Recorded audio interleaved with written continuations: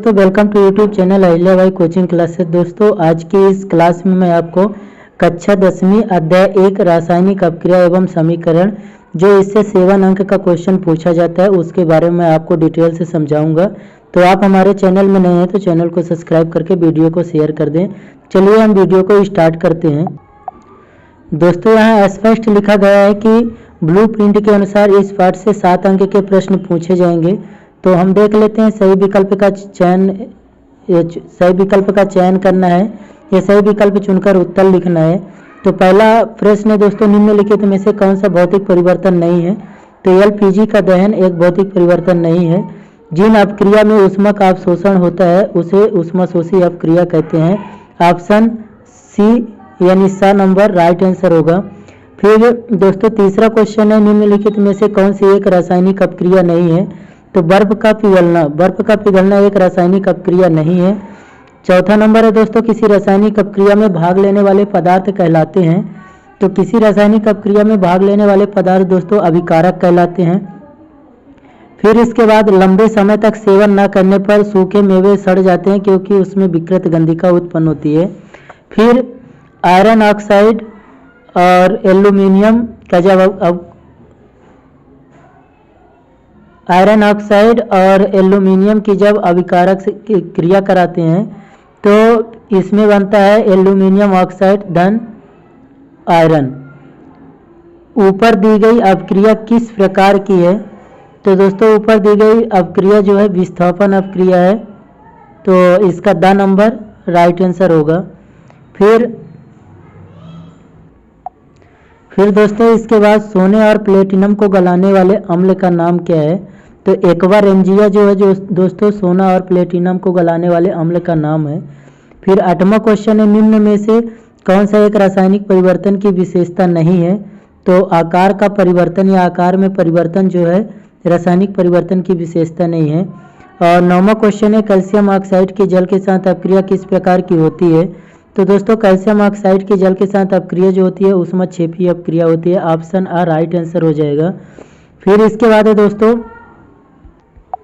10वां question है, यदि magnesium ribbon को वायु में दहन किया जाए तो चमकदार श्वेत ला उत्पन्न होती है। यह श्वेत चूर्ण में परिवर्तित हो जाता है और यह चूर्ण रासायनिक रूप से है। तो यह मैग्नीशियम ऑक्साइड है। क्वेश्चन 10 नंबर का ऑप्शन ब राइट आंसर।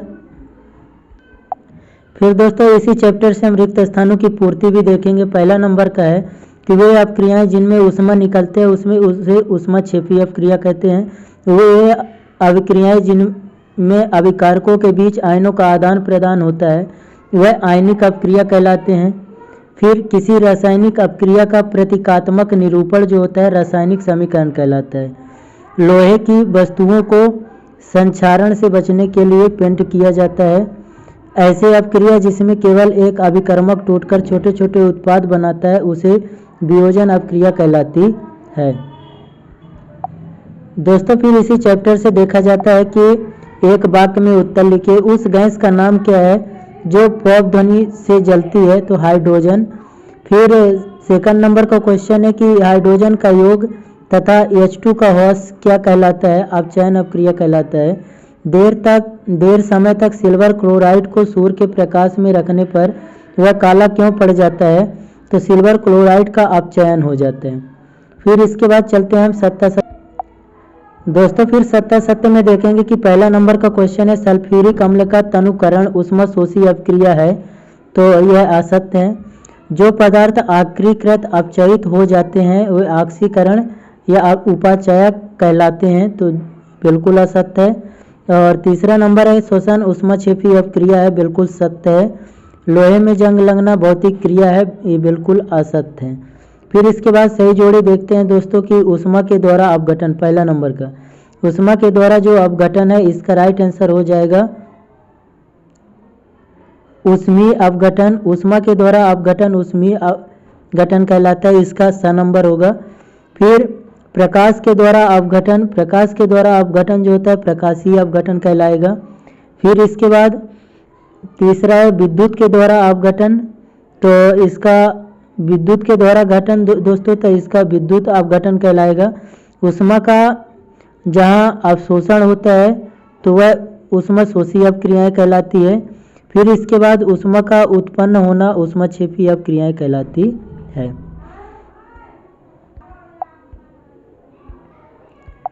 फिर इसके बाद दोस्तों 2 नंबर के क्वेश्चनों को देखेंगे कि 2 नंबर के क्वेश्चन कह रहा है कि वायु में जलाने से पूर्व मैग्नीशियम रिबन को साफ क्यों किया जाता है। पेपर में बहुत बार पूछा भी गया है। तो मैग्नीशियम रिबन के ऊपर मैग्नीशियम ऑक्साइड की परत जम जाती है, उसे हटाने के लिए वायु में जलाने से पूर्व मैग्नीशियम रिबन को साफ किया जाता है, क्योंकि यह परत मैग्नीशियम को ऑक्साइड से क्रिया करने से रोकती है। फिर दूसरा क्वेश्चन है श्वसन को ऊष्मक्षेपी अपक्रिया क्यों कहते हैं। श्वसन एक मंद दहन ऑक्सीकरण की अपक्रिया है जिसमें कार्बन डाइऑक्साइड जल वाष्प एवं एटीपी के रूप में ऊष्मा ऊर्जा निकलती है, अतः इसे ऊष्मक्षेपी अपक्रिया भी कहते हैं। फिर तीसरा क्वेश्चन है अपक्षेपण अपक्रिया से आप क्या समझते हैं, उदाहरण देकर समझाइए। तो अपक्षेपण अपक्रिया हो जाती है दोस्तों कि जब 2 क्रिया कारकों या अभिकारकों के विलयन आपस में अपक्रिया करके अभिलेय ठोस उत्पाद बनाते हैं तो उस विलयन में उस ठोस के कण अपेक्षित हो जाते हैं। इस क्रिया को अपक्षेपण कहते हैं। जैसे बेरियम क्लोराइड और सोडियम सल्फेट जो होता है तो इससे बनता है बेरियम सल्फेट और सोडियम क्लोराइड। फिर तेल एवं वसा युक्त पदार्थों को नाइट्रोजन से प्रभावित क्यों किया जाता है। तो तेल व वसा युक्त खाद्य सामग्री वायु तथा ऑक्सीजन के संपर्क से अधिक समय तक रहने पर उपाचयित होकर अपना स्वाद एवं गंध बदलकर विकृत हो जाते हैं, इसलिए इन्हें नाइट्रोजन जैसे क्रम सक्रिय गैसों से प्रभावित किया जाता है। फिर इसके बाद है दोस्तों कि संयोजन अपक्रिया किसे कहते हैं, उदाहरण सहित समझाइए। तो वे रासायनिक अपक्रियाएं जिनमें 2 या 2 से अधिक तत्व या यौगिक संयुक्त होकर एकल उत्पाद बनाते हैं संयोजन अपक्रिया कहलाते हैं। संयोजन अपक्रिया क्या है कि वे रासायनिक अपक्रियाएं जिनमें 2 या 2 से अधिक तत्व या यौगिक संयुक्त होकर एकल उत्पाद बनाते हैं संयोजन अपक्रियाएं कहलाती है। जैसे कार्बन और ऑक्सीजन का क्रिया करके कार्बन डाइऑक्साइड बनता है, कैल्शियम ऑक्साइड और जल के उसमें से कैल्शियम हाइड्रोक्साइड भी उत्पन्न होता है। रेडॉक्स अपक्रिया किसे कहते हैं, समीकरण दीजिए। 6वां क्वेश्चन है। तो वे रासायनिक अपक्रियाएं जिनमें एक अपक्रिया का उपाचयन तथा दूसरे का अपचयन होता है रेडॉक्स अपक्रियाएं कहलाती है। जैसे Fe2O3 का CO के साथ हम करेंगे तो Fe+3CO2 बनता है। फिर इसके बाद लोहे की वस्तुओं को हम पेंट क्यों करते हैं। तो लोहे की वस्तुओं को संक्षारण से यानी जंग से बचाने के लिए उनको पेंट करते हैं जिससे वे नमी के संपर्क में ना आए। फिर इसके बाद 8वां क्वेश्चन है दोस्तों कि सोडियम को मिट्टी के तेल में डुबाकर क्यों रखा जाता है। सोडियम बहुत अधिक क्रियाशील धातु है, अतः वह हवा के स्वतः जलने लगती है, हवा में स्वतः वो जलने लगती है और सोडियम ऑक्साइड का निर्माण करती है। इसलिए इसे सुरक्षित रखने व आकस्मिक आग को रोकने के लिए सोडियम को मिट्टी के तेल में डुबाकर रखना होता है। दवा की बोतल अधिकांशतः रंगीन होती है क्यों। दवा की बोतल अधिकांशतः रंगीन होती है क्योंकि दवाएं जो है प्रकाश की उपस्थिति में ऑक्सीकृत हो जाती है और विषैली हो जाती है, अतः इसे रोकने हेतु दवाओं को बोतल रंगीन रखते हैं। दवाओं की बोतल जो है रंगीन रखते हैं।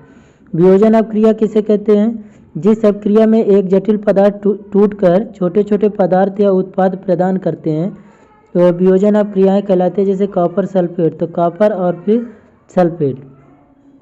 दोस्तों वीडियो अच्छा लगा हो तो चैनल को सब्सक्राइब कर लें और वीडियो को शेयर कर दें अपने दोस्तों में। आज के लिए धन्यवाद। जल्दी मिलेंगे नेक्स्ट क्वेश्चन के साथ नेक्स्ट डे।